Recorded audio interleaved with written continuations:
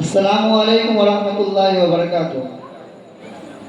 نحمده ونصلي على رسوله الكريم اما بعد فاعوذ بالله من الشیطان الرجیم بسم اللہ الرحمن الرحیم۔ یا ایها الذین آمنوا لا تتبعوا خطوات الشیطان ومن يتبع خطوات الشیطان فإنه يأمر بالفحشاء والمنکر۔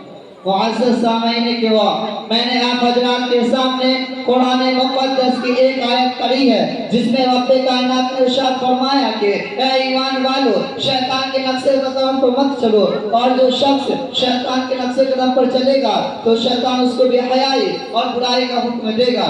ملت اسلامیہ کے نوجوانوں، آج کی اس محفل میں اور آج کی اس مبارک اجلاس میں میری تقریر کا موضوع آج کا بگڑا ہوا معاشرہ اور ہماری ذمہ داریاں ہے۔ بارگاہ عزیز میں دعا کیجئے کہ خالق کائنات مجھے صحیح بات کہنے اور پورے امت مسلمان کو اس پر عمل کرنے کی توفیق عطا فرمائے۔ نوجوان دوستو، آج کے اس نازک دور میں ہمارا معاشرہ اور سماج کن کن خرابیوں سے دوچار ہے، اس کا اسباب و وجوہات کیا ہے، ان سے مقابلہ اور دفاع کی کیا تدابیر ہے، ان کو اس مختصر سے وقت میں بیان کرنا اور ان کو تفصیلی روشنی ڈالنا دشوار ہی نہیں بلکہ ناممکن سا معلوم ہوتا ہے۔ لیکن سردست دور حاضر کے بعد شدید فتنوں کی اجمالا اور بعض کا تفصیلا ذکر کر دینا مناسب سمجھتا ہوں۔ دوستو، وہ اسباب کے جنہوں نے معاشرے کی بنیاد کو ہلا کر رکھ دیا ہے اور تمام دامن عفت کو تار کر دیا ہے، ان میں سے صفری عمل کرنا اور کرانا، غیر مشروع طور پر گندے تعویذ کرنا، غیر شرعی کاموں کے لیے منت ماننا، ماں باپ کو نافرمانی کرنا، مردوں کا ٹخنوں سے نیچے پاجامہ پہننا، غیر محرم مردوں اور عورتوں کا بے ماں ملنا جلنا، لغو تفریحات میں وقت ضائع کرنا، ریڈیو ٹیلی ویژن پر فحاشات اور حیاسود مذاق میں کنسر ہونا، ان کا دیکھنا اور سننا، سنیما دیکھنا، جوا کھیلنا، عورتوں کا بے پردہ رہنا اور ننگے سر گھومنا پھرنا، گلا باز اور پیٹ کا کھلا رہنا، باریک لباس پہننا، شوہر کی امانت میں خیانت کرنا، دفاتر میں نامحرموں کے ساتھ کام کرنا، بے پردہ بازاروں میں جانا، نوجوان لڑکوں اور لڑکیوں کا کالج میں مخلوط تعلیم حاصل کرنا، رشوت لینا اور دینا، سود لینا اور دینا، غیبت کرنا یا سننا، تصویر کا رکھنا اور دیواروں پر لگانا،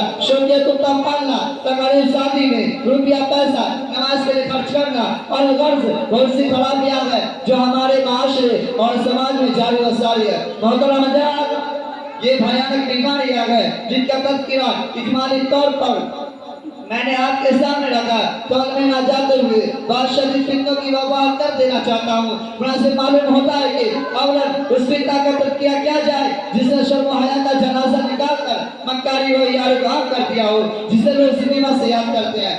حضرات، ایک دور وہ تھا کہ گانا بجانا، ناچنا اور منہ کھول کر غیروں کے سامنے بیٹھنا معیوب شمار ہوتا تھا۔ اونچے اور بڑے درجہ کے لوگ تو درکنار درجہ کے لوگ بھی اس کو بے حیائی اور برا فیل یقین کرتے تھے، یا کسی کی شرمگاہ اس بات کی اجازت نہیں دے سکتی تھی کہ اس کی بہو بیٹی غیروں کے سامنے ناچے اور گائے۔ معلوم نہیں تھا کہ ناچ گانوں کی محفل میں اپنی عورتوں کو غیر مردوں کے سامنے نہایت بے باکی نظر شریف ذاتیہ خود ایک روز فرائض انجام دیتی ہے، گندے اور فحش کی اداکاری میں اجنبی مردوں کے سامنے نہایت بے باکی سے حصہ لیتی ہے۔ شرم و حیا ان پر ہوتی ہے مگر ان کے سامنے مردوں اور عورتوں کے گروہ بیٹھے ہوئے ہوتے ہیں اور کہے لگا کر ان کو خود داد دیتے ہیں اور اپنی تہذیب کا خود ہی مذاق اڑاتے ہیں۔ ہائے افسوس، ہماری عقل کہاں چلی گئی؟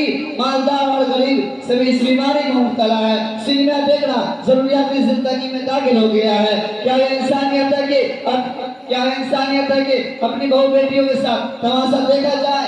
آقا دو جہاں صلی اللہ علیہ وسلم نے تو ارشاد فرمایا کہ میں گانے بجانے کو مٹانے کے واسطے بھیجا گیا ہوں، مگر ہمیں کہ آپ کے امتی ہے اور بڑے زور شور سے مسلمان ہونے کا دعویٰ کرتے ہیں اور خود فلمیں بناتے اور دیکھتے ہیں۔ سینکڑوں ہزاروں گھروں کی چھتوں پر جب نظر پڑتی ہے تو لعنت کی انتہا دکھائی دیتی ہے، اور جس سے ٹیلی ویژن پر پروگرام اور فلمیں آتی ہے اور یوں کہا جاتا ہے ٹی وی دیکھنے سے معلومات میں اضافہ ہوتا ہے، ٹی وی دیکھنے سے سائنس کی باتیں معلوم ہوتی ہے، ٹی وی دیکھنے سے کارخانوں کی پیداوار کا پتہ چلتا ہے، ٹی وی دیکھنے سے ہڑتالوں کے اسباب معلوم ہوتے ہیں، ٹی وی دیکھنے سے انسانی زندگی میں ترقی کی راہیں کھلتی ہے، ٹی وی دیکھنے سے انسان ترقی کرتا ہے، ٹی وی دیکھنے سے بچے ہوشیار ہوتے ہیں۔ ہائے افسوس، ایک حرام اور ناجائز چیز کو فوائد بیان کر کے جائز سمجھا جاتا ہے۔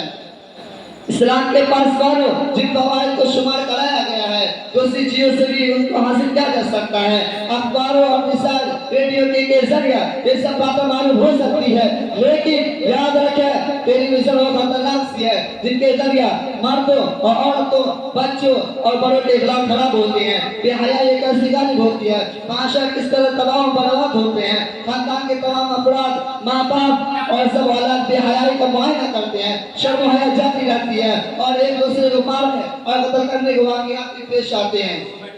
اس میں فحاشی اور انیانیت اور شرط انگیز کی مناظر کی کثرت ہوتی ہے۔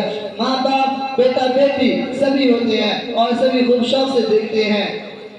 کیا آپ کا ضمیر اس بات کو گوار کر سکتا ہے کہ ماں باپ، بیٹا بیٹی، ساس اور داماد ایک جگہ بیٹھے ہو اور سامنے بوسو مینار، چما چاٹی، لپٹا جھپٹی ہو رہی ہو؟ یقیناً باعزت انسان اس کو کبھی گوار نہیں کر سکتا۔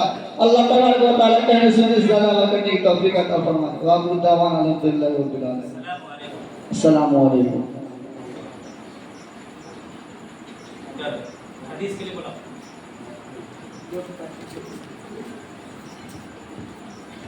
اب آئیے حضرات